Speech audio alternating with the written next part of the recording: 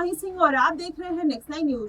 उत्तर प्रदेश में योगी आदित्यनाथ एक बार फिर से कहीं ना कहीं उसी फॉर्मूले के साथ अपनी रणनीति बनाते हुए नजर आए थे जब उनको जीत मिली थी। अब ऐसे में योगी आदित्यनाथ मिल्कीपुर सीट और कटहरी सीट पर अपना दमखम दिखाने का प्रयास कर रहे हैं। वहीं केशव प्रसाद मौर्य की बात करें, वो भी मझवा और सीरसा मऊ सीट पर कहीं ना कहीं जनता को अपने पाले में करने की पूरी कोशिश कर रहे हैं। अखिलेश यादव ने जिस तरीके से लोकसभा चुनाव में भारतीय जनता पार्टी को बड़ा झटका दिया, उससे ये कहा जा सकता है कि अब योगी आदित्यनाथ की जो राह है इतनी आसान नहीं होने वाली है। ये बात इसलिए निकल कर आती है कि अयोध्या सीट पर भारतीय जनता पार्टी की हार ने कहीं ना कहीं जनता को भी असमंजस में डाल दिया है कि आखिरकार क्या भारतीय जनता पार्टी का जो एक सत्ता जो थी, जिस तरीके से भारतीय जनता पार्टी हिंदुत्व की राजनीति करते हुए नजर आई, आखिर वो क्या कारण है कि अयोध्या की जनता ने उनको दरकिनार कर दिया। शायद यही कारण है कि जनता के मन में भी वो असमंजस बना हुआ है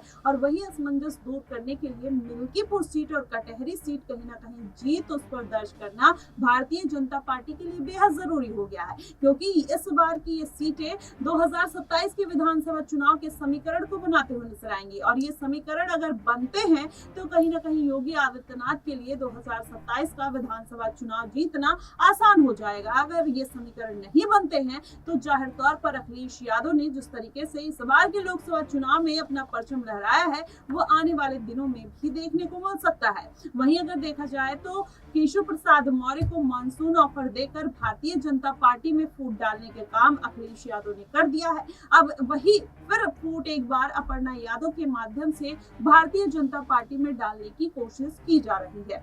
अपर्णा यादव नाराज हैं और वहीं अगर उनकी नाराजगी इस कदर बढ़ गई है और वो सपा में शामिल हो जाती हैं तो कहीं ना कहीं भारतीय जनता पार्टी के लिए और मुश्किलें खड़ी हो सकती है।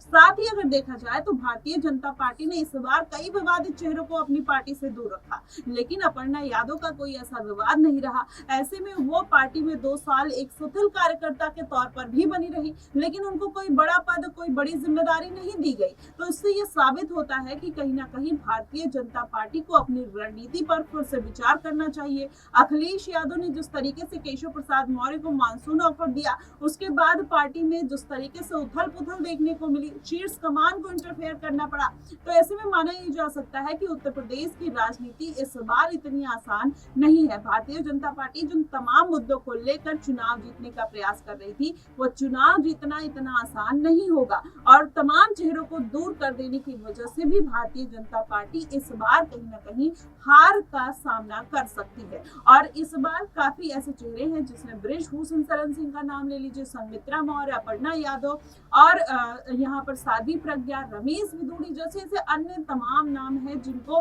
भारतीय जनता पार्टी ने दरकिनार कर दिया और ऐसे में उसी की वजह से शायद जनता के बीच में भी असमंजस की स्थिति बनी हुई है। और देखना ये होगा कि इस बार उत्तर प्रदेश में अयोध्या सीट के आसपास के जो क्षेत्र है जिसमें मिल्कीपुर कटहरी सीट आती है, क्या उनको जीत का सामना करना पड़ेगा या फिर लोकसभा चुनाव की तरह भारतीय जनता पार्टी एक बार फिर से हारती हुई नजर आएगी, ये देखना बेहद दिलचस्प होगा। क्या स्वामी प्रसाद मौर्य, अनुप्रिया पटेल जो बगावती सुर अपना रहे थे और जिस तरीके से 69,000 वैकेंसी के लिए उनके घर पर धरना प्रदर्शन हो रहा है, क्या ये प्रदर्शन ठहरेगा?